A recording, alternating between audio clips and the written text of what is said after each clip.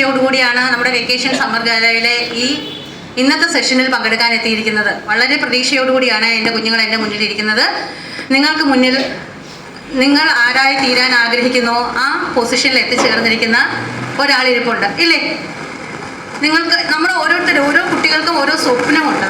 നമ്മൾ പഠിക്കുന്ന കാലത്ത് നമ്മൾ ആദ്യം നമ്മൾക്ക് ഉണ്ടാകേണ്ടത് നമ്മുടെ ഒരു ഡ്രീം സെറ്റിംഗ് ആണ്. അപ്പോൾ അങ്ങനെ ഒരു ഡ്രീം സെറ്റ് ചെയ്താൽ മാത്രമേ നമുക്ക് എവിടെയെങ്കിലുമൊക്കെ എത്തിച്ചേരാൻ പറ്റൂ. അപ്പം അങ്ങനെ ഒരു ഡ്രീം തൻ്റെ പഠനകാലത്ത് തന്നെ സെറ്റ് ചെയ്ത് ആ ഗോൾ അച്ചീവ് ചെയ്ത ഒരു മിടുമിടുക്കിയാണ് നിങ്ങളുടെ മുന്നിലിരിക്കുന്നത്. അപ്പോൾ ധൈര്യമായിട്ട് നിങ്ങൾക്ക് റോൾ മോഡലാക്കാം. ആ റോൾ മോഡലിനെ വളർത്തിക്കൊണ്ടുവന്ന അച്ഛൻ വളരെ അഭിമാനത്തോടു കൂടി അതിൻ്റെ അടുത്ത് തന്നെ ഇരിപ്പുണ്ട്. അപ്പോൾ സാറും ഞങ്ങൾക്ക് എല്ലാവർക്കും, ഞങ്ങളുടെ പാരൻസിന് എല്ലാവർക്കും ഒരു പ്രതീക്ഷയാണ്, ഒരു മാതൃകയാണ്. സാർ വളരെ അഭിമാനത്തോടു കൂടിയാണ് ഇന്ന് ആ കസേരയിൽ ഇരിക്കുന്നതെന്ന് എനിക്കറിയാം, because I am a parents. അപ്പോൾ അതുപോലെ തന്നെ നിങ്ങളുടെ ഓരോരുത്തരുടെയും രക്ഷകർത്താക്കൾ ഇതേ ഒരു അവസ്ഥയിൽ നിങ്ങളുടെ അടുത്തിരുന്നാൽ എങ്ങനെയായിരിക്കും എന്ന് നിങ്ങളൊന്ന് ആലോചിച്ച് നോക്കിയേ. വളരെ അഭിമാനത്തോടു കൂടി നിങ്ങൾ ഇതുപോലെ ഇരിക്കുന്ന ഒരു സ്റ്റേജിൽ ഇരിക്കുക എന്നുള്ളത് ഓരോ അച്ഛൻ്റെയും അമ്മയുടെയും, നിങ്ങളെ ഇത്ര പ്രതീക്ഷയോടെ വളർത്തിക്കൊണ്ട് വരുന്ന ഓരോ അച്ഛൻ്റെയും അമ്മയുടെയും സ്വപ്നമാണ്. അപ്പം ആ സ്വപ്നം അച്ചീവ് ചെയ്യാൻ വേണ്ടി സ്കൂൾ തലത്തിൽ തന്നെ വളരെ അപൂർവമായേ ഇങ്ങനത്തെ ഒരു ക്ലാസ്, ഒരു സെഷനൊക്കെ ഒരു സർക്കാർ സ്കൂളിൽ നടക്കാറുള്ളൂ. അപ്പോൾ ഈ വെക്കേഷൻ സമയത്ത് തന്നെ അങ്ങനെ ഒരു ക്ലാസ് നിങ്ങൾക്കായിട്ട് അറേഞ്ച് ചെയ്യാൻ സന്നദ്ധരായ നിങ്ങളുടെ അധ്യാപകർക്ക്, അവർക്കാണ് ആദ്യം അഭിനന്ദനം കൊടുക്കേണ്ടത്.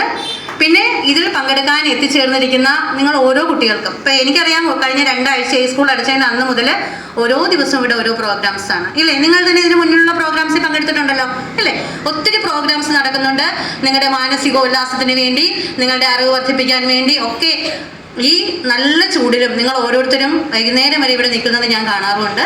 അപ്പോൾ ഇന്ന് അതിൽ നിന്ന് വളരെ വ്യത്യസ്തമായ ഒരു ക്ലാസ്സാണ്, ഒരു സെഷനാണ് നിങ്ങളുടെ മുന്നിൽ നടക്കാൻ പോകുന്നത്. അപ്പോൾ ഈ സ്വന്തം അനുഭവമായിരിക്കും ആഷ്നി ഇവിടെ പങ്കുവയ്ക്കാൻ പോകുന്നത്. വേറെ ആരും പറയുന്ന കാര്യമല്ല. അയാൾ എങ്ങനെ ഇവിടെ എത്തിച്ചേർന്നു എന്നുള്ളതാണ് നിങ്ങൾക്ക് മുന്നിൽ പങ്കുവയ്ക്കാൻ പോകുന്നത്. അപ്പോൾ അതിൽ നന്നായിട്ട് വളരെ ശ്രദ്ധയോടുകൂടി ആ സെഷൻ അറ്റൻഡ് ചെയ്ത് നിങ്ങൾക്ക് എന്തെല്ലാം സംശയങ്ങളുണ്ടോ അതെല്ലാം പങ്കുവെച്ച് പറഞ്ഞു തരാൻ പറ്റുന്ന ഒരു പരുവത്തിലാണ് ഇപ്പോൾ ആഷ്നി ഉള്ളതെന്നാണ് ഞാൻ വിചാരിക്കുന്നത്. കാരണം ആ സർവീസിൻ്റെ ഒരു ചട്ടക്കൂട്ടിലേക്ക് കടന്നിട്ടില്ല.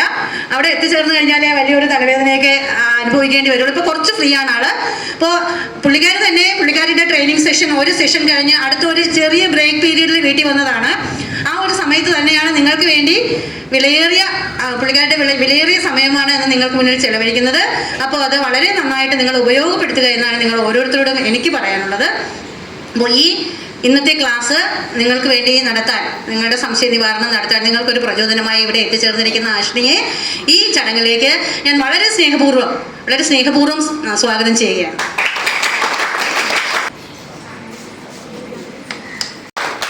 അടുത്തതായി സ്വാഗതം ചെയ്യുന്നത് ഇത്ര അഭിമാനപൂർവ്വം ഒരു മകളെ നമുക്ക് വേണ്ടി നൽകിയ അനിൽ സാറിനാണ്. അപ്പോൾ സാറിനെ മകൾ വളരെ ഷോർട്ട് പീരീഡിലായിരിക്കും സാറിൻ്റെ വീട്ടിൽ വന്നിട്ടുള്ളത്. ഈ സമയം തന്നെ നമുക്ക് വേണ്ടി ചെലവഴിക്കാൻ അനുവദിച്ച സാറിനെ ഈ ചടങ്ങിലേക്ക് ഞാൻ സാഭിമാനം സ്വാഗതം ചെയ്യുകയാണ്. അടുത്തതായി സ്വാഗതം ചെയ്യാനുള്ളത് ഇന്നത്തെ ഈ ക്ലാസ് നിങ്ങൾക്ക് വേണ്ടി അറേഞ്ച് ചെയ്തു തന്ന എൻ്റെ പ്രിയപ്പെട്ട സഹപ്രവർത്തകരെയാണ്. അതോടൊപ്പം തന്നെ ഈ ക്ലാസ് വളരെ ശ്രദ്ധാപൂർവം അറ്റൻഡ് ചെയ്ത് ഭാവിയിൽ നിങ്ങൾക്ക് പ്രയോജനപ്പെടുത്താൻ വേണ്ടി ഇവിടെ എത്തിച്ചേർന്നിരിക്കുന്ന ഓരോ കുട്ടികളെയും ഈ ചടങ്ങിലേക്ക് സ്വാഗതം ചെയ്തുകൊണ്ട് ഞാൻ എൻ്റെ കർത്തവ്യത്തിൽ നിന്ന് വിരമിക്കുന്നു. നന്ദി. കുട്ടികൾക്ക് വേണ്ടിയിട്ടാണ് പറയുന്നത്, ബാക്കി എല്ലാവർക്കും അറിയാം. അനിൽ സാറ് നമ്മുടെ സ്കൂളിലെ പഴയ അധ്യാപകനായിരുന്നു. അദ്ദേഹം ഗണിതം ആണ് കൈകാര്യം ചെയ്തിരുന്നത്. വളരെ രസകരമായി ക്ലാസ് കൈകാര്യം ചെയ്യുന്നു. ആയാസരഹിതമായിട്ട് ക്ലാസ് എടുക്കുന്ന സാറാണ്. അപ്പോൾ മോളെക്കുറിച്ചൊക്കെ എപ്പോഴും പറയും, മക്കളെക്കുറിച്ചൊക്കെ എപ്പോഴും പറയും. അപ്പോൾ ഈ സിവിൽ സർവീസ് കിട്ടിയത് ഞങ്ങൾക്കൊരു അതിശയമല്ല. കാരണം ഞങ്ങൾ നേരത്തെ പ്രതീക്ഷിച്ചിരുന്നതാണ്. എന്തുകൊണ്ട് കുറച്ചെങ്കിലും ലേറ്റായിട്ടുണ്ടെങ്കിൽ അതെന്തുകൊണ്ടാണ്, അതാണ് അതിശയമായിരുന്നത്. കാരണം നമ്മളെല്ലാവരും എക്സ്പെക്റ്റ് ചെയ്തിരുന്ന ഒരു സ്ഥാനം തന്നെയാണ് മോൾക്ക് കിട്ടിയത്. ഇനിയും കൂടുതൽ ഉയരങ്ങളിലേക്ക് എത്താൻ ദൈവം സഹായിക്കട്ടെ. തീർച്ചയായിട്ടും അനിൽ സാറിനും എന്തെങ്കിലും നിങ്ങളടുത്ത് പറയാനുണ്ടാവും മകൾ ഇങ്ങനെ ആയി തീർന്നതിൽ. എനിക്ക് തീർച്ചയായിട്ടും ഒരു കാര്യം ഉറപ്പാണ്, സാർ ഒരിക്കലും പുഷ് ചെയ്തിട്ടുണ്ടായിരിക്കില്ല. അത്രയും ടാലൻറ്റഡ് ആയിരുന്നു മോള്. അപ്പോൾ തീർച്ചയായിട്ടും ഞാൻ അനിൽ സാറിനെ ക്ഷണിക്കുകയാണ്. 2 വാക്ക് കുട്ടികളടുത്ത് സംസാരിക്കും. ബഹുമാനമുള്ള പ്രിൻസിപ്പൽ, നന്ദിനി ടീച്ചർ, സന്ധ്യ ടീച്ചർ, ഷിവ് സാർ, സ്നേഹമുള്ള വിദ്യാർത്ഥികളെ, ഞാനിവിടെ 2022 മേയിൽ സർവീസിൽ നിന്ന് റിട്ടയർ ചെയ്തു. ഞാൻ പഠിപ്പിച്ചിട്ടുള്ള ആരെങ്കിലും ഇത് കൂട്ടത്തുണ്ടോ? നീ ഒന്ന് കൈപോക്കണം. അത് ശരി. എനിക്ക് മുഖമൊന്നും ഓർമ്മ വരുന്നില്ല. ശരി. അപ്പോൾ നന്ദിനി ടീച്ചർ പറഞ്ഞത് എല്ലാം ശരിയല്ല. മാത്സ് പഠിപ്പിച്ചെന്നുള്ളത് ശരിയാണ്. ബാക്കി അങ്ങനെ ലളിതം അങ്ങനെ ഭയങ്കര അതിലൊന്നും അത് ആ കുട്ടികൾക്ക് അറിയാമായിരിക്കും. എന്നാലും എനിക്ക് ഏറ്റവും ഇഷ്ടമുള്ള വിഷയം മാത്സ് ആയിരുന്നു. അതുകൊണ്ട് എൻ്റെ എനിക്ക് 30 വർഷം സർവീസ് ഉണ്ട്. അതിൽ 1 വർഷം ഒഴികെ എല്ലാ വർഷവും മാത്സ് തന്നെയാണ് പഠിപ്പിച്ചത്.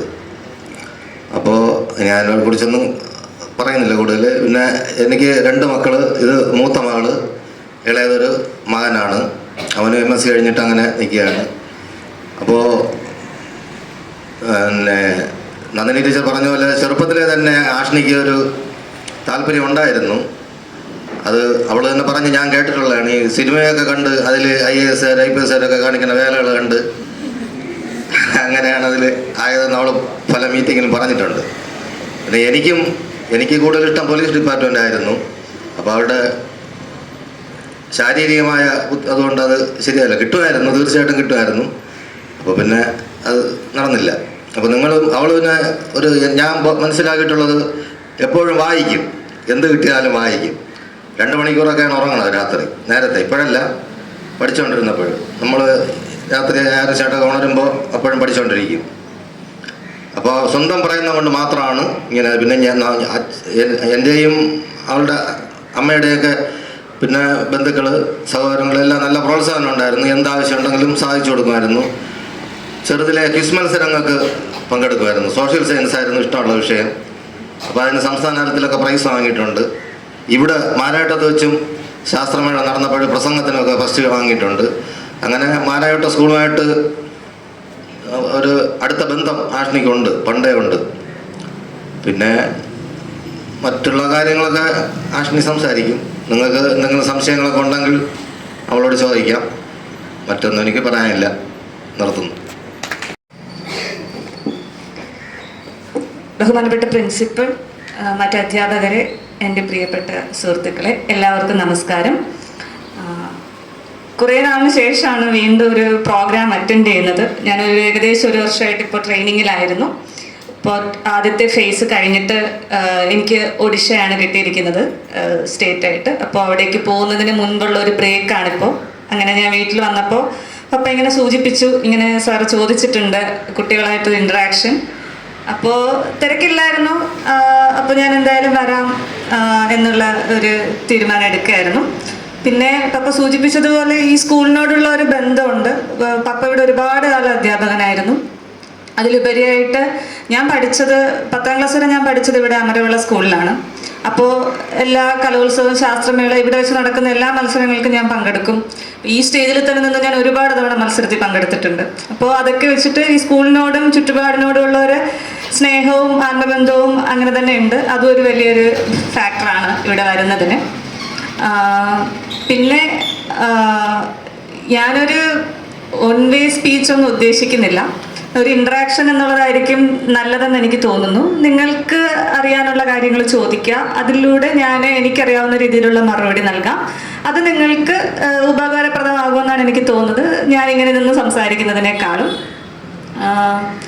നിങ്ങൾക്ക് എത്ര പേർക്ക് ഈ സിവിൽ സർവീസ് എക്സാമിനെ കുറിച്ച് അറിയാം?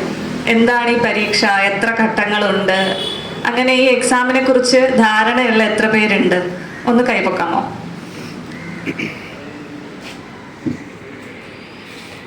ധൈര്യമായിട്ട് പറഞ്ഞു, ഞാൻ കൂടുതലൊന്നും ചോദിക്കില്ല. എനിക്കൊന്നും അറിയാൻ വേണ്ടിയിട്ടാണ്. നിങ്ങൾക്ക് എത്രത്തോളം അറിയാം ഈ പരീക്ഷയെക്കുറിച്ച്, അല്ലെങ്കിൽ ഇതിനെക്കുറിച്ച് എത്രത്തോളം താല്പര്യമുണ്ട് എന്ന് മനസ്സിലാക്കാൻ വേണ്ടിയിട്ടാണ്. ഈ പരീക്ഷയെക്കുറിച്ച് കേട്ടിട്ട് പോലുമില്ല. എന്താ കേട്ടിട്ടുള്ളത്? എന്താ ഈ പരീക്ഷയെക്കുറിച്ച് കേട്ടിട്ടുള്ളത്? എല്ലാ വർഷവും കുറച്ച് പേർക്ക് റാങ്ക് കിട്ടും, പത്രത്തിൽ ഫോട്ടോ വരും, അതാണോ?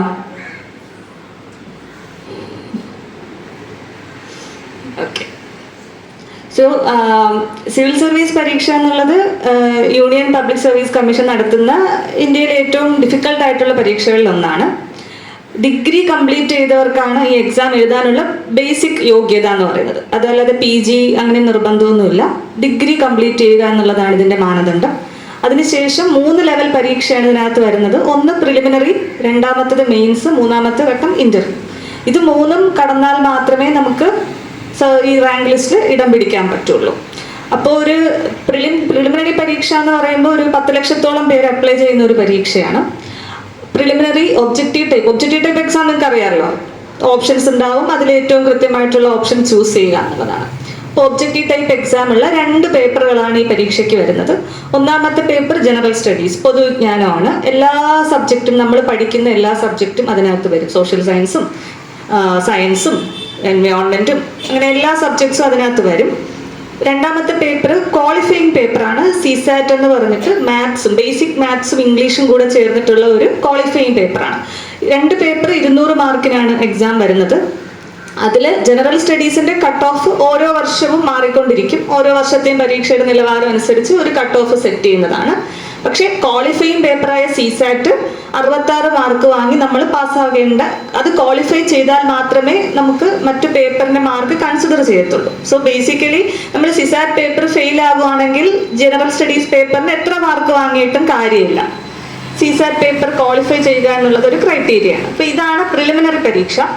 പ്രിലിമിനറി പാസ്സാകുന്നവർ ഒരു വളരെ കുറച്ച്, ഒരു 10,000-ൽ താഴെ പേര് പ്രിലിമിനറി പരീക്ഷ പാസ്സാകാറുള്ളൂ. ആ 10,000 പേർക്കാണ് പിന്നെ മെയിൻസ് എക്സാമിനേഷൻ വരുന്നത്.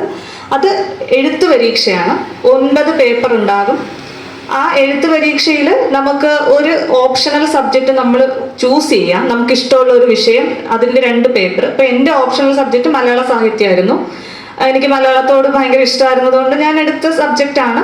അതുപോലെ ഏത് സബ്ജക്റ്റ് വേണമെങ്കിലും നിങ്ങൾക്കിപ്പോൾ ഡിഗ്രി പഠിക്കുന്ന സബ്ജക്റ്റ്, ഇപ്പോൾ സോഷ്യോളജി എടുക്കുന്നവരുണ്ട്, എക്കണോമിക്സ് എടുക്കുന്നവരുണ്ട്, MBBS പഠിച്ചിട്ട് മെഡിക്കൽ സയൻസ് എടുക്കുന്നവരുണ്ട്. അപ്പോൾ ഏത് സബ്ജക്റ്റ് വേണമെങ്കിലും നമുക്ക് ചൂസ് ചെയ്യാം ഓപ്ഷണൽ വിഷയമായിട്ട്. അതിൻ്റെ 2 പേപ്പർ പരീക്ഷ എഴുതാനുണ്ടാകും.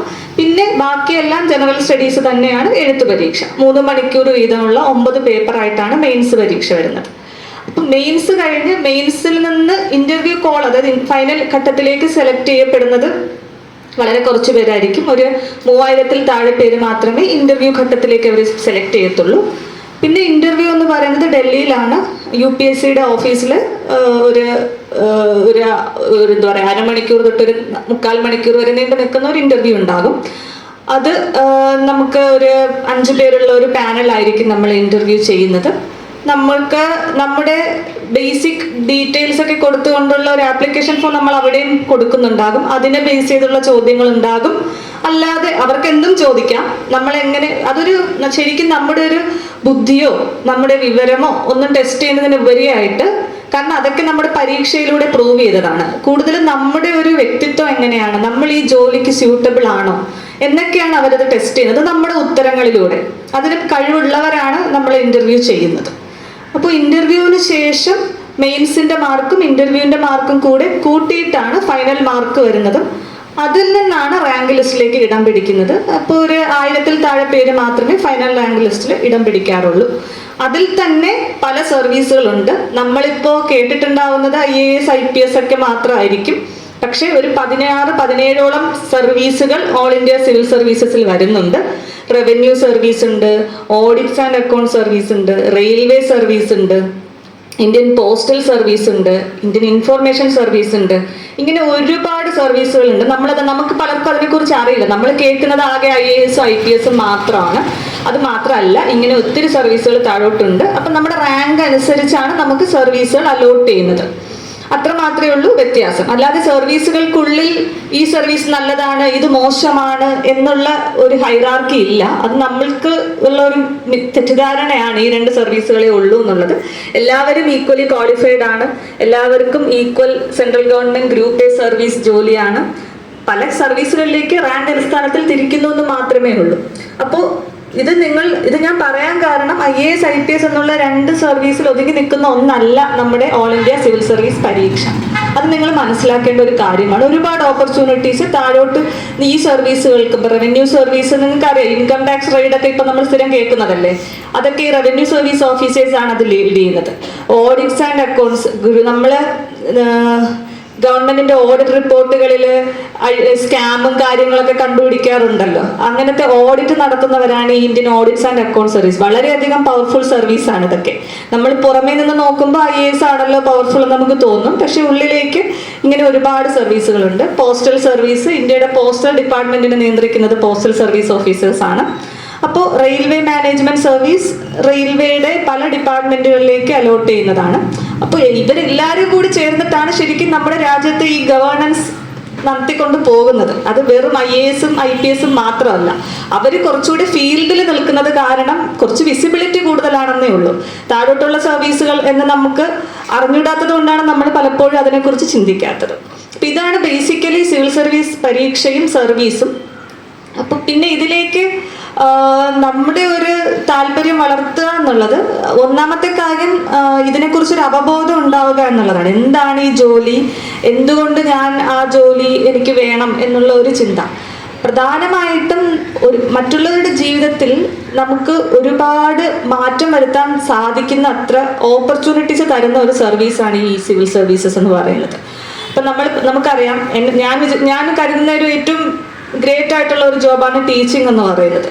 കുട്ടികളെ അവരുടെ വളർത്തിക്കൊണ്ടുവരുന്ന, അവർക്ക് നല്ല കാര്യങ്ങൾ പറഞ്ഞു കൊടുത്ത് നല്ല വാല്യൂസ് അവരിൽ വളർത്തിക്കൊണ്ടുവരുന്നത് ടീച്ചേഴ്സാണ്. അപ്പോൾ ടീച്ചിങ് എന്ന് പറയുന്നത് അത്രത്തോളം ഇമ്പോർട്ടൻ്റ് ആയിട്ടുള്ള ഒരു ജോലിയാണ്.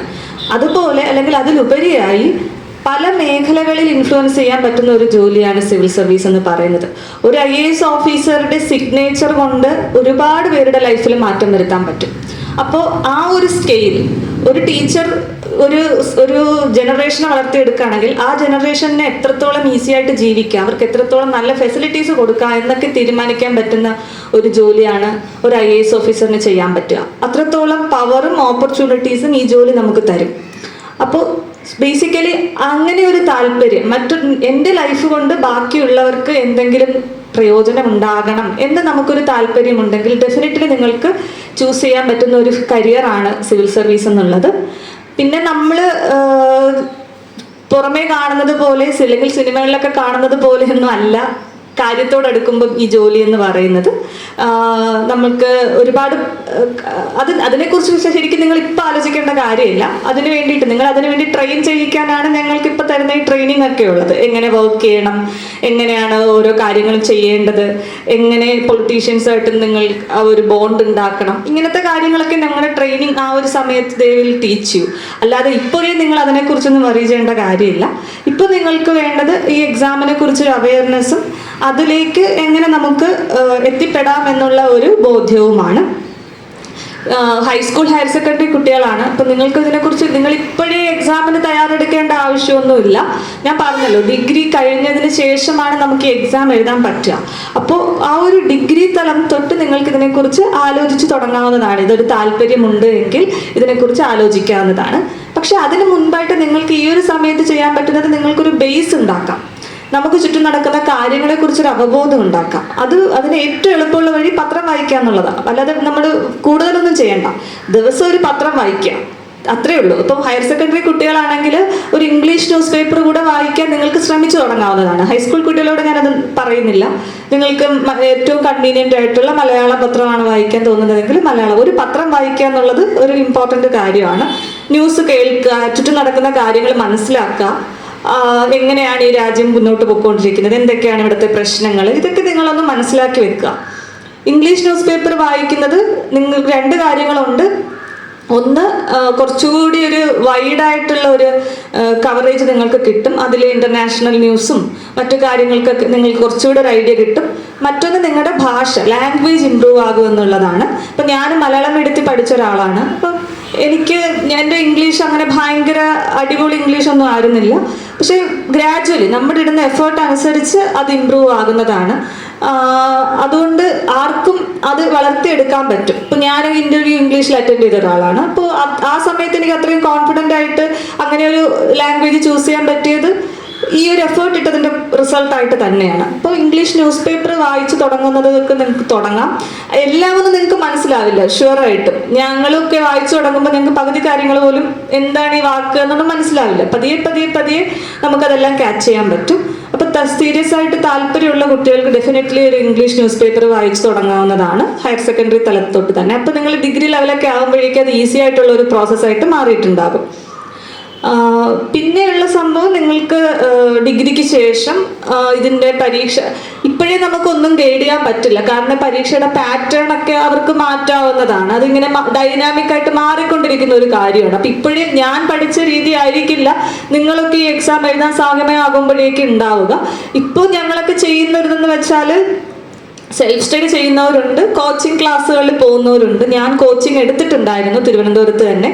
അപ്പോൾ അതിൻ്റെ ഒരു ഉപയോഗം എന്ന് വെച്ചാൽ അവർ പ്രോപ്പറായിട്ട് നമ്മളെ ഗൈഡ് ചെയ്യും, എങ്ങനെ പഠിക്കണം, എന്ത് പഠിക്കണം എന്നുള്ളത്. സെൽഫ് സ്റ്റഡി ആകുമ്പോൾ കുറേ നമ്മൾ തന്നെ നമ്മളെ ഗൈഡ് ചെയ്യേണ്ടി വരും.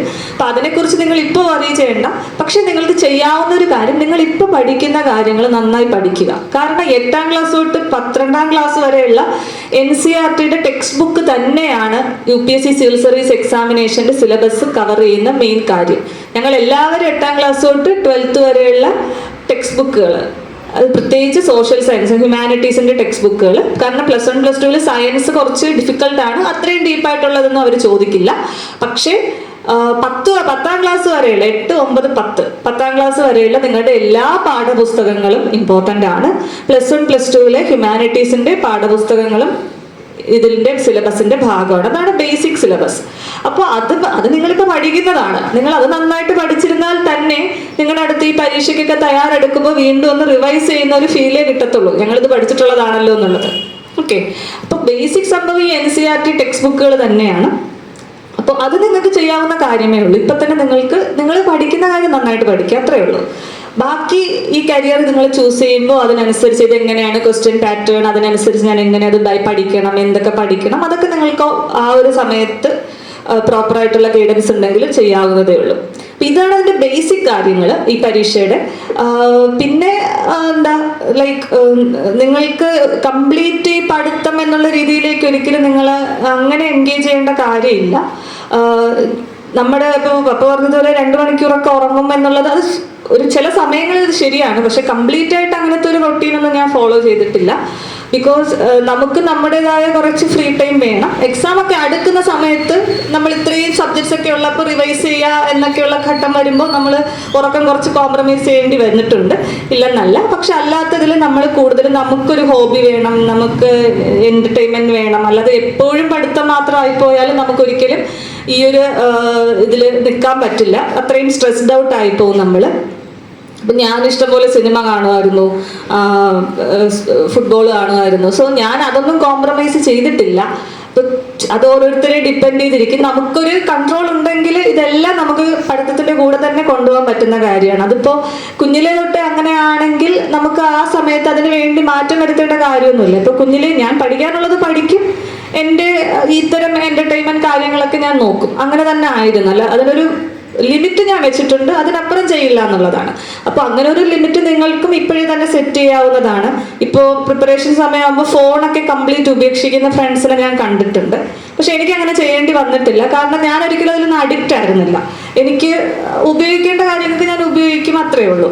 അപ്പോൾ അങ്ങനെ ഒരു സെൽഫ് ലിമിറ്റ് നമുക്ക് സെറ്റ് ചെയ്യാൻ പറ്റിയാൽ അത് തന്നെയാണ് ഏറ്റവും വലിയ കാര്യം. അത് നമുക്ക് ഇപ്പോഴേ ചെയ്യാൻ പറ്റുന്ന കാര്യമാണ്. പിന്നെ എനിക്ക് നിങ്ങളോട് പറയാനുള്ള ഒരു കാര്യം, നമ്മുടെ തോൽവികളെ കൂടെ നേരിടാൻ നമുക്ക് പറ്റണം. ഇപ്പോൾ ഞാൻ ഈ എക്സാം 4ാമത്തെ തവണ എഴുതിയിട്ടാണ് ഞാനിത് ക്ലിയർ ആവുന്നത്. അതിന് മുൻപ് 2 തവണയും ഞാൻ നേരത്തെ സൂചിപ്പിച്ചതുപോലെ സിസാറ്റ് പേപ്പർ എനിക്ക് കിട്ടുന്നുണ്ടായിരുന്നില്ല, ആ ക്വാളിഫയിങ് പേപ്പർ. അപ്പോൾ നമ്മൾ ഇത്രയും ഹാർഡ് വർക്ക് ചെയ്തിട്ട് അങ്ങനെ ഒരു റിസൾട്ട് വരുമ്പോൾ സ്വാഭാവികമായിട്ടും നമുക്ക് വിഷമം ഉണ്ടാകും. പക്ഷേ നമ്മൾ അത് മാത്രം ആലോചിച്ചിരുന്നിട്ട് കാര്യമില്ല. 1-2 ദിവസമൊക്കെ നമുക്ക് വിഷമിക്കാം, ഒരാഴ്ചയൊക്കെ വിഷമിക്കാം. അതിനുശേഷം നമ്മൾ വീണ്ടും പഠിക്കുക, ആ ട്രാക്കിലേക്ക് തിരിച്ചു വരിക എന്നുള്ളതാണ് ഈ എക്സാം എന്നെ പഠിപ്പിച്ച ഏറ്റവും വലിയ കാര്യം. നമ്മൾ ആ ഒരു തോറ്റുപോയി എന്ന് വിചാരിച്ചിരിക്കേണ്ട കാര്യമില്ല എന്നുള്ളത്. നമ്മുടെ സൈഡിൽ നിന്നുള്ള എഫേർട്ട് നമ്മൾ കൃത്യമായിട്ട് ഇടുക. പിന്നെ തീർച്ചയായിട്ടും ഒരു ലക്ക് എലമെന്റ് ഇതിലുണ്ട്, ഇല്ലെന്ന് ഞാൻ പറയുന്നില്ല. കാരണം അത്രയും പേര് എഴുതുന്ന എക്സാമാണ്. അതിൽ ആകെ ഒരു 300 പേർക്ക് മാത്രം അല്ലെങ്കിൽ 150 പേർക്ക് മാത്രം കിട്ടുന്നതാണ് IAS. അപ്പോൾ അതിലേക്ക് എത്തുക എന്നുള്ളത് ഒരു ലക്ക് എലമെന്റ് ഡെഫിനറ്റ്ലി ഉണ്ട്, ഇല്ലെന്നല്ല. പക്ഷെ നമുക്ക് നമ്മുടെ കൺട്രോളിലുള്ള കാര്യങ്ങളല്ലേ ചെയ്യാൻ പറ്റത്തുള്ളൂ. അപ്പോൾ നമ്മുടെ കൺട്രോളിലുള്ളത് നമ്മുടെ ഹാർഡ് വർക്കും എഫേർട്ടുമാണ്. അത് നമ്മൾ ഇടുക. ബാക്കി നമുക്ക് വരുന്നിടത്ത് നോക്കാം എന്നുള്ള ഒരു ആറ്റിറ്റ്യൂഡ് നമ്മൾ വളർത്തിയെടുക്കണം. ഇത് പിന്നെ ഈ എക്സാം ക്ലിയർ ആയാലേ എൻ്റെ ജീവിതത്തിൽ ഇതുള്ളൂ അങ്ങനെയൊന്നും വിചാരിക്കേണ്ട കാര്യമില്ല. ഇതൊരു പരീക്ഷ മാത്രമാണ്. അപ്പോൾ ഇതല്ലെങ്കിൽ ഇതിന് വേറെ എന്തെങ്കിലുമൊക്കെ ആയിട്ട് നിങ്ങൾക്ക് ഓപ്പർച്യൂണിറ്റീസ് ഉണ്ടാകും. അപ്പോൾ ഈ പരീക്ഷ ജയിച്ചാൽ മാത്രമേ സക്സസ്ഫുൾ ആകൂ എന്നുള്ള മിഥ്യാധാരണയൊന്നും വേണ്ട. ഇതൊരു പരീക്ഷയാണ്. ഈ ജോലി നമ്മൾക്ക് ഒരുപാട് ഓപ്പർച്യൂണിറ്റീസ് തരുന്ന ജോലിയാണ്, അതിൽ തർക്കമില്ല. പക്ഷെ അതിന് അതിൻ്റെതായ ചലഞ്ചസ് ഉണ്ട്, ഒരുപാട് റെസ്പോൺസിബിലിറ്റീസ് ഉള്ള ജോലിയാണ്. അപ്പോൾ എല്ലാത്തിനും അതിൻ്റെതായ പ്രോസും കോൺസും ഉണ്ടെന്ന് പറയത്തില്ല, നല്ലതുകൊണ്ട് മോശവുമുണ്ട്. അപ്പോൾ അങ്ങനത്തെ രീതിയിൽ നിങ്ങൾ ഇതാണ് ജീവിതം എന്നുള്ള രീതിയിൽ ഒരിക്കലും കാണേണ്ട കാര്യമില്ല. അത് ഒരു പരീക്ഷ അങ്ങനെ നിങ്ങൾ ചിന്തിക്കരുത്. എന്ന രീതി പഠിക്കാതിരിക്കുക എന്നല്ല, പക്ഷെ ഇതാണ് എല്ലാം എന്നുള്ള രീതിയിൽ നമ്മൾ ഒരിക്കലും വിചാരിക്കേണ്ട കാര്യമില്ല. അപ്പോൾ ആ ഒരു ബോധ്യം നിങ്ങൾക്ക് എല്ലാവർക്കും ഉണ്ടാകണം. എങ്കിൽ മാത്രമേ നമുക്ക് ഇനിയുള്ള ഒരു ജീവിതത്തിൽ നമുക്ക് ധൈര്യത്തോടും സന്തോഷത്തോടും ഒക്കെ മുന്നോട്ട് പോകാൻ പറ്റുള്ളൂ. അപ്പോൾ ഇതൊക്കെയാണ് എനിക്ക് നിങ്ങളോടായിട്ട് പറയാനുള്ളത്. നിങ്ങൾക്ക് എന്തെങ്കിലുമൊക്കെ ഡൗട്ട്സ് ക്വറീസ് ഒക്കെ ഉണ്ടെങ്കിൽ ചോദിക്കാം. ഈ സിവിൽ സർവീസ് ഇൻ ജനറൽ അല്ല, നിങ്ങൾക്ക് നിങ്ങളുടെ ഇപ്പോഴത്തെ വിദ്യാഭ്യാസം ലൈക്ക് ഏത് സബ്ജക്റ്റ് ചൂസ് ചെയ്യണം അങ്ങനത്തെ ഡൗട്ട്സും കാര്യങ്ങളൊക്കെ ഉണ്ടെങ്കിൽ നിങ്ങൾക്ക് ചോദിക്കാം. എനിക്കറിയാവുന്ന രീതിയിലുള്ള ഉത്തരം ഞാൻ തരാം. +2 ഞാൻ ഹ്യൂമാനിറ്റീസ് ആണ് പഠിച്ചത്. അതെനിക്ക് ആ സബ്ജക്റ്റിനോട് ഇഷ്ടം ഉണ്ടായിരുന്നുകൊണ്ടാണ്, അല്ലാതെ സിവിൽ സർവീസ് വേണം എന്ന് കരുതി എടുത്തതല്ല. എനിക്ക് സോഷ്യൽ സയൻസ് ആയിരുന്നു പണ്ട് തൊട്ടേ പഠിക്കാൻ ഇഷ്ടമുള്ള സബ്ജക്റ്റ്. അതുകൊണ്ടാണ് ഞാൻ ഹ്യൂമാനിറ്റീസ് എടുത്തത്. നമുക്ക് ഏറ്റവും ഇൻട്രസ്റ്റ് ഉള്ള സബ്ജക്റ്റ് എടുക്കുക എന്നുള്ളതാണ് +2 പ്രാധാന്യം. അല്ലാതെ ഈ സബ്ജക്റ്റ് പഠിച്ചാലേ സിവിൽ സർവീസ് കിട്ടുള്ളൂ എന്നൊരു ഇതുമില്ല. കാരണം കൂടുതൽ പേരും സയൻസ് സ്ട്രീമിൽ പഠിച്ച എഞ്ചിനീയേഴ്സും ഡോക്ടേഴ്സൊക്കെയാണ് ഇതിപ്പോൾ ക്ലിയർ ആയിക്കൊണ്ടിരിക്കുന്നത്. അപ്പോൾ അതിൽ ഒരു കാര്യമില്ല. നമുക്ക് ഏറ്റവും നന്നായിട്ട് പഠിക്കാനും സന്തോഷത്തോടെ പഠിക്കാൻ പറ്റുന്ന സബ്ജക്റ്റ് എടുക്കുക എന്നുള്ളതാണ്. അത് സയൻസ് ആണെങ്കിൽ സയൻസ്, ഹ്യൂമാനിറ്റീസ് ആണെങ്കിൽ ഹ്യൂമാനിറ്റീസ്, കൊമേഴ്സ് ആണെങ്കിൽ കൊമേഴ്സ്, അതിന് പ്രസക്തിയില്ല. അപ്പം നമുക്കിഷ്ടമുള്ള സബ്ജക്റ്റ് എന്നുള്ളതാണ് അവിടുത്തെ കാര്യം. പിന്നെ ഹ്യൂമാനിറ്റീസ് പഠിക്കുകയാണെങ്കിൽ കുറെ സബ്ജക്റ്റ് ഇങ്ങനെ ഞാൻ നേരത്തെ പറഞ്ഞല്ലോ, നമ്മൾ ഓൾറെഡി NCERT ടെക്സ്റ്റ് ബുക്കിൽ പഠിക്കുന്ന കാര്യങ്ങൾ വീണ്ടും പഠിക്കാനുണ്ട്. അപ്പോൾ അങ്ങനത്തെ ഒരു ഓവർലാപ്പ് വരുന്നുണ്ട് സബ്ജക്റ്റിൽ. പക്ഷെ അത് നമുക്ക് ഇപ്പോൾ സയൻസ് പഠിച്ചവർക്കും ഈസി ആയിട്ട് പിന്നെ പഠിച്ചെടുക്കാവുന്നതേ ഉള്ളൂ. അപ്പം ഹ്യൂമാനിറ്റീസ് തന്നെ പഠിക്കണമെന്നൊരിക്കലും ഞാൻ പറയില്ല. നിങ്ങൾക്ക് ഇഷ്ടമുള്ള സബ്ജക്റ്റ് ഏതാണോ അത് തന്നെ ചെയ്യാം.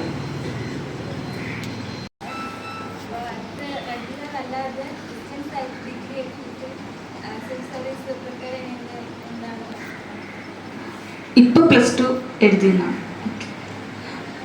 ഏത് ഡിഗ്രി ആണെങ്കിലും ഡിസ്റ്റന്റ് ആയിട്ട് ചെയ്തതാണെങ്കിലും പ്രശ്നമൊന്നുമില്ല. അത് നിങ്ങളുടെ ഇഷ്ടമാണ്, നിങ്ങളുടെ കൺവീനിയൻസ് ആണ്. പിന്നെ കോളേജിൽ പോയി പഠിക്കാൻ ഒരു ഓപ്ഷൻ ഉണ്ടെങ്കിൽ അത് നിങ്ങൾക്ക് നോക്കാവുന്നതാണ്. ബിക്കോസ് കോളേജ് എന്നുള്ളതൊരു എക്സ്പീരിയൻസ് ആണ്. നിങ്ങൾക്ക് കുറച്ചുകൂടി ലോക അവബോധം ഉണ്ടാകും, ആളുകളായിട്ട് കുറെ കൂടി ഇൻറ്ററാക്ട് ചെയ്യാനുള്ള ഓപ്പർച്യൂണിറ്റീസ് ഉണ്ടാവും, നമ്മുടെ എക്സ്പോഷർ ഒരുപാട് മാറും. അപ്പോൾ കോളേജ് ഒരു എക്സ്പീരിയൻസ് ആണ്. അപ്പോൾ അത് നിങ്ങൾക്ക് പറ്റുമെങ്കിൽ അത് തന്നെ ചെയ്യുക. ഡിസ്റ്റൻ്റ് ആയിട്ട് ചെയ്യുന്നതിൽ പ്രശ്നമൊന്നുമില്ല, ടെക്നിക്കൽ ഇഷ്യൂസ് ഒന്നുമില്ല. അത് ചെയ്തിട്ടും സിവിൽ സർവീസ് എഴുതുന്ന ഒരുപാട് പേരുണ്ട്. അപ്പം അത് പ്രശ്നമല്ല.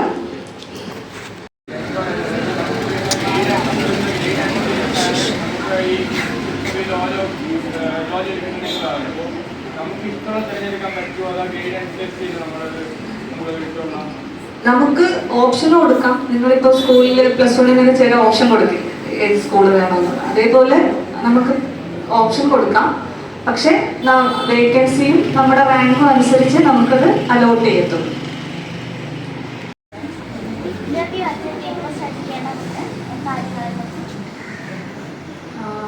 ഇന്റർവ്യൂ ഞാൻ പറഞ്ഞല്ലോ, നമ്മുടെ ഇത്രത്തോളം എല്ലാ ചോദ്യങ്ങൾക്കും ഉത്തരം പറയുക എന്നുള്ളതല്ല അവർ എക്സ്പെക്ട് ചെയ്യുന്നത്. അതിപ്പോൾ അറിഞ്ഞൂടാത്ത ചോദ്യങ്ങൾക്ക് നമ്മൾ അറിഞ്ഞൂടാന്ന് തന്നെ ഉത്തരം പറയുക.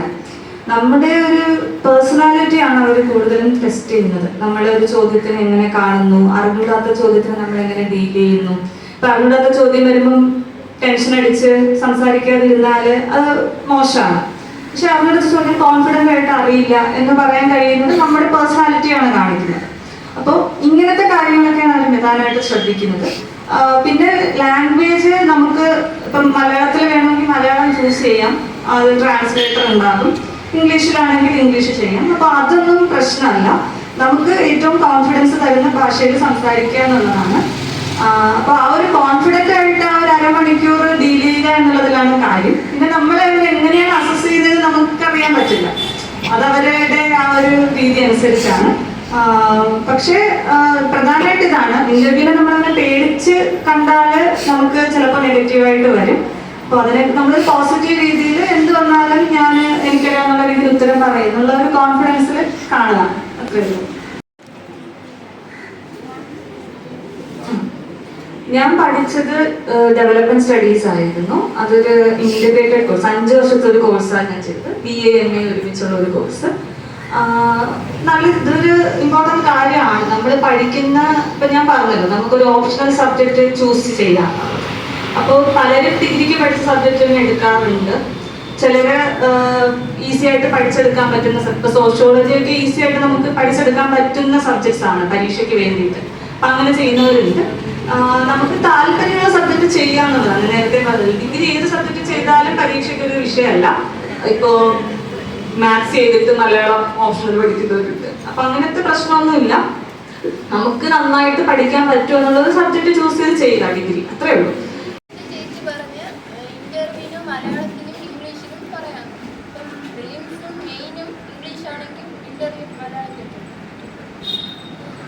അത് നമുക്ക് മെയിൻസിന്റെ സമയത്ത് പ്രിലിമിനറി പരീക്ഷ നമുക്ക് ഇംഗ്ലീഷിലും ഹിന്ദിയിലും മാത്രമേ അവൈലബിൾ ആയിട്ടുള്ളൂ, മലയാളം ഇല്ല.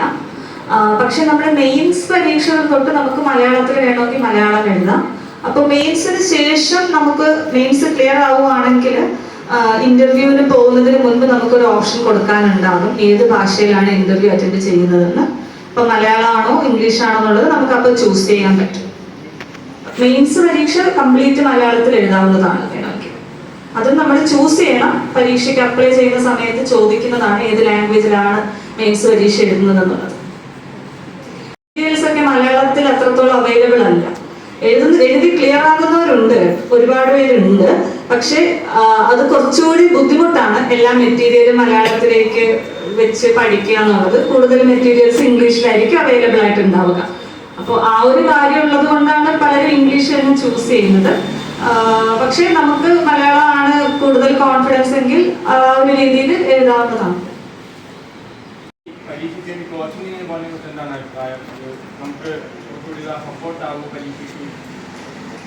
അങ്ങനെ നേരത്തെ ചെറുതായിട്ട് സൂചിപ്പിച്ചായിരുന്നു. ഞാൻ കോച്ചിങ്ങിന് പോയിട്ടുള്ള ഒരാളാണ്. അപ്പൊ കോച്ചിങ്ങിന് പോകുന്നതിന്റെ ഗുണമെന്ന് വെച്ചാൽ ഇതാണ്, കൃത്യമായിട്ട് നമുക്ക് ഗൈഡ് ചെയ്ത് എന്ത് പഠിക്കണം, ഒരു ഷെഡ്യൂൾ ഉണ്ടാകും, പരീക്ഷ മോക്ക് ടെസ്റ്റുകൾ ഉണ്ടാകും. അപ്പൊ അതെല്ലാം നമുക്ക് കൃത്യമായിട്ട് ആ ഒരു പാത്തിൽ കൂടെ പോകാൻ നന്നായിട്ട് ഹെൽപ്പ് ചെയ്യും. സെൽഫ് സ്റ്റഡി ആണെങ്കിൽ ഇതെല്ലാം നമ്മൾ തന്നെ ഇരുന്ന് കണ്ടുപിടിച്ച് ഡിസൈൻ ചെയ്ത് ചെയ്യേണ്ടി വരും. അപ്പൊ കോച്ചിങ്ങിന്റെ ഒരു അഡ്വാൻറ്റേജ് അതാണ്. പക്ഷെ ഇപ്പൊ സെൽഫ് സ്റ്റഡി എന്നുള്ള രീതിയിലാണെങ്കിൽ നമുക്ക് ഇഷ്ടംപോലെ ഓൺലൈൻ സോഴ്സസ് ഒക്കെ അവൈലബിൾ ആണ്. ഈ എല്ലാ ഇൻസ്റ്റിറ്റ്യൂട്ടുകളുടെയും മെറ്റീരിയൽസ് ഒക്കെ നമുക്ക് ഓൺലൈൻ കിട്ടും, പഠിക്കാൻ പറ്റും. പക്ഷെ നമുക്കൊരു ഗൈഡൻസ് ഇതിന് അത്യാവശ്യമാണ്. പ്രത്യേകിച്ച് മെയിൻസ് ഒക്കെ വരുമ്പോഴേക്കും എങ്ങനെ ഉത്തരം എഴുതണം, ആ ഉത്തരങ്ങൾ കൃത്യമായിട്ട് തിരുത്തി ഫീഡ്ബാക്ക് തരാൻ ആളുണ്ടാവണം, അങ്ങനത്തെ കാര്യങ്ങളൊക്കെ ഉണ്ട്. അപ്പൊ അതൊക്കെയാണ് ഒരു കോച്ചിങ് ഇൻസ്റ്റിറ്റ്യൂട്ട് ചേർന്നാലുള്ള അഡ്വാൻറ്റേജസ്. കോച്ചിങ് സെന്റർ മുൻപൊക്കെ എല്ലാവരും ഡൽഹിയിൽ പോകുമായിരുന്നു. പക്ഷെ ഞങ്ങളൊന്നും ഡൽഹിയിൽ പോയിട്ടേ ഇല്ല. എല്ലാം തിരുവനന്തപുരത്ത് തന്നെ കോച്ചിങ് ഇൻസ്റ്റിറ്റ്യൂട്ടുകളുണ്ട്. ഇപ്പൊ മികച്ചത് എന്നുള്ള രീതിയിൽ ഞാൻ പറയുന്നത് ശരിയല്ല. ഒരുപാട് ഇൻസ്റ്റിറ്റ്യൂട്ട്സ് ഉണ്ട്. അത് ഓരോ വർഷവും റിസൾട്ടൊക്കെ മാറിക്കൊണ്ടിരിക്കുകയാണ്. പക്ഷെ എന്തായാലും നിങ്ങൾക്ക് ഇപ്പോൾ തിരുവനന്തപുരത്ത് തന്നെ ബെസ്റ്റ് ഇൻസ്റ്റിറ്റ്യൂട്ട്സ് അവൈലബിൾ ആണ്. അപ്പൊ അത് നിങ്ങൾക്ക് അങ്ങനെ ഒരു ഈസി ഓപ്ഷൻ ഉണ്ട്. ഡൽഹി അല്ലെങ്കിൽ വേറൊരു സ്ഥലത്ത് പോയി പഠിക്കേണ്ട ആവശ്യം ഇനി നിങ്ങൾക്ക് ഉണ്ടാവില്ല. തിരുവനന്തപുരത്ത് തന്നെ നമുക്ക് ഇഷ്ടംപോലെ ഇൻസ്റ്റിറ്റ്യൂട്ട്സ് വരുന്നുണ്ട്. കോച്ചിങ് നന്നായിട്ട് അവർ കൊടുക്കുന്നുണ്ട്.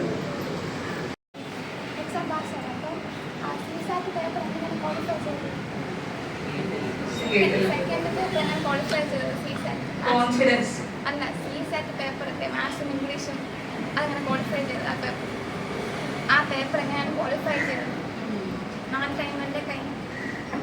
CSAT പേപ്പർ മാത്സ് ഇംഗ്ലീഷും കൂടെയുള്ള പേപ്പറാണ്. അത് ഇച്ചിരി ഡിഫിക്കൽട്ടായിട്ട് വരുന്നുണ്ട് ഈ ഒരു കുറച്ച് എക്സാംസ് ആയിട്ട്, കുറച്ച് 2-3 വർഷമായിട്ട്. അപ്പൊ ഞാൻ മാത്സ് കുറച്ച് വീക്കാണ്. അപ്പോൾ ക്വസ്റ്റ്യൻസ് ചെയ്ത് വരുമ്പോഴേക്കും ബുദ്ധിമുട്ടായിരുന്നു, ഡിഫിക്കൽട്ടായിട്ട് മാറുന്നതുകൊണ്ട്. പിന്നെ ഞാൻ നെക്സ്റ്റ് 2 വർഷം ആ പേപ്പർ കിട്ടാതെ ഇപ്പൊ കൂടുതൽ ഫോക്കസ് ആ പേപ്പറിന് കൊടുക്കാൻ തന്നെ തീരുമാനിച്ചു. കൂടുതൽ മോക്ക് ടെസ്റ്റുകൾ ചെയ്യുക, പ്രീവിയസ് ഇയർ ക്വസ്റ്റ്യൻ പേപ്പറിൽ വർക്ക് ചെയ്യുക. അങ്ങനെ നമ്മളൊരു പരീക്ഷ ഡിഫിക്കൽട്ട് ആകുമ്പോൾ ഇപ്പം നിങ്ങൾ എന്തൊക്കെയാണ് ചെയ്യുന്നത്? ക്വസ്റ്റ്യൻ ബാങ്ക് വെച്ച് മാക്സിമം ക്വസ്റ്റ്യൻസ് ചെയ്ത് നോക്കും, അങ്ങനെ തന്നെയല്ലേ? അത് തന്നെയാണ് ഇതിൽ നമ്മൾ ചെയ്യുന്ന വഴി.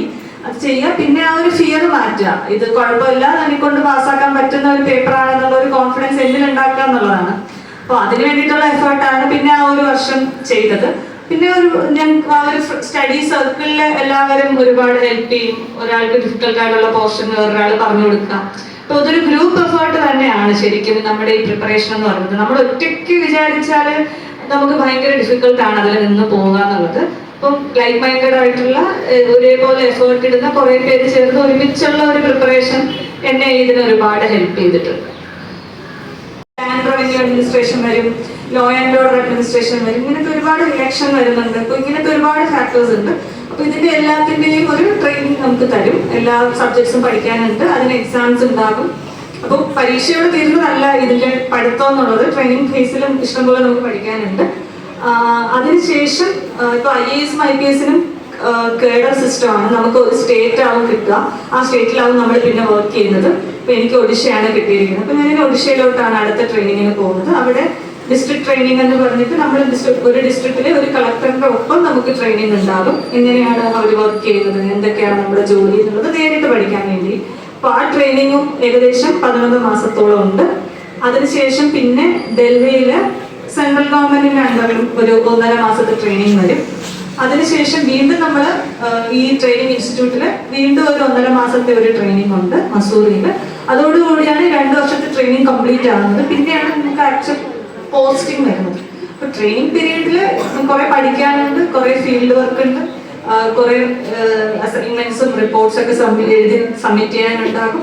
അപ്പൊ അങ്ങനത്തെ ഒരു എല്ലാം ചേർന്ന ഒരു സംഭവമാണ് ഈ ട്രെയിനിങ് എന്ന് പറയുന്നത്.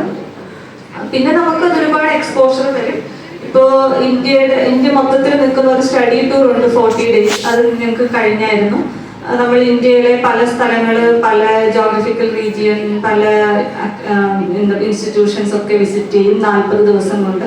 ഭാരത് ദർശനം എന്ന് പറഞ്ഞിട്ട് ഇപ്പോൾ നമുക്ക് ആർമിയുടെ കൂടെ അറ്റാച്ച്മെന്റ് ഉണ്ടാകും, നേവിയുടെ കൂടെ അറ്റാച്ച്മെന്റ് ഉണ്ടാകും, ഐലൻഡിൽ അറ്റാച്ച്മെന്റ് ഉണ്ടാകും.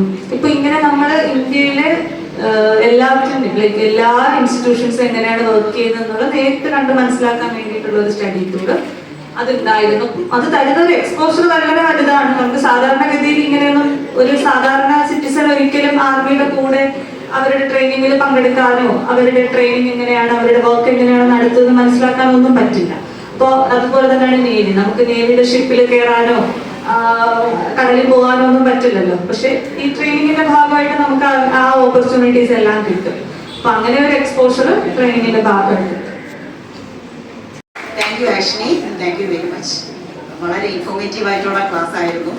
പലരും ഭയങ്കര അല്ലേ, അത്ര ഭയങ്കര ഉത്സാഹത്തോടെ വന്നില്ലെങ്കിലും പിന്നെ അങ്ങോട്ട് ഉത്സാഹം വരുന്നുണ്ട്. പിന്നെ ഒരു IAS കാര്യങ്ങളൊക്കെ ചോദ്യം ചോദിക്കാൻ നമ്മളാരും ഉള്ള ഒരു മുഖഭാവവും സംസാരമൊക്കെയാണ്. അങ്ങനെയൊന്നുമില്ല. എത്ര സിമ്പിൾ ആൻഡ് ഹമ്പിൾ ആയിട്ടാണ് നിങ്ങളത് സംസാരിച്ചത്.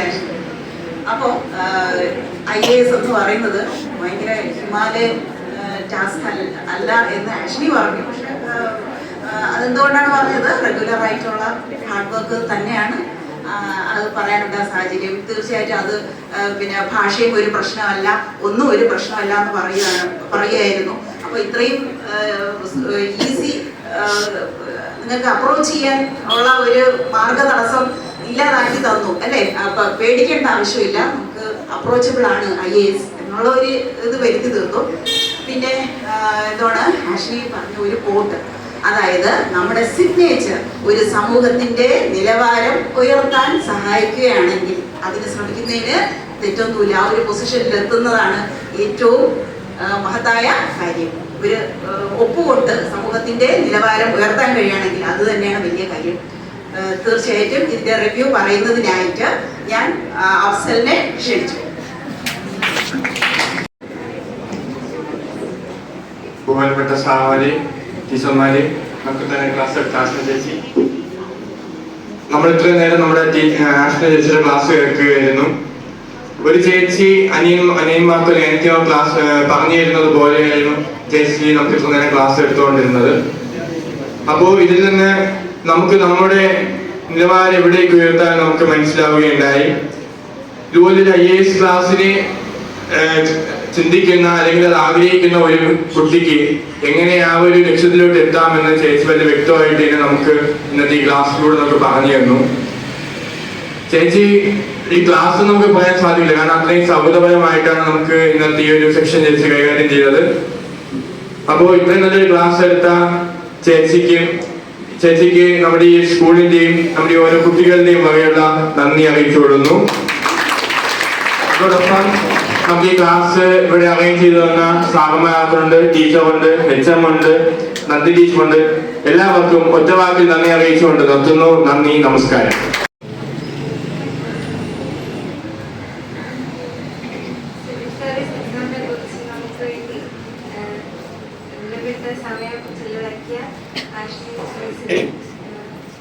വളരെ നന്ദി അറിയിക്കുന്നു. നമുക്ക് വേണ്ടി സിവിൽ സർവീസിനെ കുറിച്ച് വളരെ നല്ലൊരു ക്ലാസ്സാണ് എടുത്തു തരുന്നത്. നമ്മുടെ ഓരോരുത്തരുടെയും ഡൗട്ട്സ് എല്ലാം നന്നായിട്ട് ക്ലിയർ ചെയ്ത് തന്നു. അങ്ങനെ നല്ലൊരു നന്ദി അറിയിക്കുന്നു. ആദ്യമായിട്ട് ഈ ഒരു ക്ലാസ് ഇവിടെ ഒരുക്കിക്കുന്ന സാറുമാർക്ക് ഒരുപാട് നന്ദിയുണ്ട്. കാരണം വലിയൊരു കാര്യം എന്ന് പറഞ്ഞാൽ നമുക്കിനി ഒരു IAS ഓഫീസർ ആയ ഒരു ആളുടെ കയ്യിൽ നിന്ന് ഒരു ക്ലാസ് കിട്ടുക, അല്ലെങ്കിൽ നമുക്ക് ഡൗട്ടൊക്കെ ചോദിക്കാൻ ഫ്രീ ആയിട്ട് നമുക്ക് എല്ലാ ഡൗട്ട്സും എന്ത് ഡൗട്ട് ഉണ്ടെങ്കിലും നമുക്കൊരു ചേച്ചിയുടെ അടുത്ത് ചോദിക്കാൻ പോലെ ചോദിക്കാൻ പറ്റും. അല്ലെങ്കിൽ അങ്ങനെ ഒരു അവസരം ഇനി കിട്ടുമോ എന്നറിയില്ല, കാരണം ഒരുപാട് പാടാണ് അങ്ങനെ കിട്ടാൻ. അപ്പോൾ അത് ഭയങ്കര ലളിതമായ രീതിയിൽ നമുക്ക് മനസ്സിലാവുന്ന രീതിയിൽ കറക്റ്റായിട്ട് ക്ലാസ് എടുത്ത് തന്നു ചേച്ചി. ഒരുപാട് ഡൗട്ടുകൾ മാറ്റി തന്നു. അതുപോലെ തന്നെ നല്ലൊരു ഇന്ററാക്ഷനിലൂടെയായിരുന്നു ചേച്ചി ക്ലാസ് എടുത്തത്. അപ്പോൾ അതിന് സ്പെഷ്യലി ഷിബു സാർ. പിന്നെ ഏറ്റവും കൂടുതൽ താങ്ക്സ് പറയേണ്ടത് നമ്മുടെ അനിൽ സാറിന് തന്നെയാണ്. തീർച്ചയായിട്ടും അനിൽ സാർ ഇവിടെ ഉണ്ടായിരുന്നത് കൊണ്ട് നമ്മളുടെ സൗഹൃദത്തിന്റെ പേരിൽ തന്നെയാണ് നമ്മൾ ഇത്രയും ഫ്രീ ആയിട്ടും ധൈര്യത്തോടെയും ചെന്ന് ഇങ്ങനെ ക്ഷണിക്കാൻ പറ്റിയതും ആ ക്ഷണം സ്വീകരിച്ച് ഇവിടെ വന്ന് ഇത്രയും മനോഹരമായിട്ടുള്ള ഒരു ഇന്ററാക്റ്റീവ് ക്ലാസ് വളരെ മനോഹരമായിട്ട് കുട്ടികൾക്ക് കിട്ടിയതും, ഇനി അനശ്വര പറഞ്ഞതുപോലെ ഇനി അതിനുള്ള ഒരു അവസരം ഉണ്ടാകുമോ എന്ന് പോലും അറിയില്ല. ഇനി അങ്ങനത്തെ ഒരു ബിസി സ്റ്റേജിലോട്ട് പോവുകയാണ് ആഷ്ലി. അപ്പോൾ എല്ലാ സൗഭാഗ്യങ്ങളും എല്ലാ നന്മകളും ആഷ്ലിക്ക് ഉണ്ടാകട്ടെ എന്ന് പ്രാർത്ഥിച്ചുകൊണ്ട് നന്ദി, നമസ്കാരം.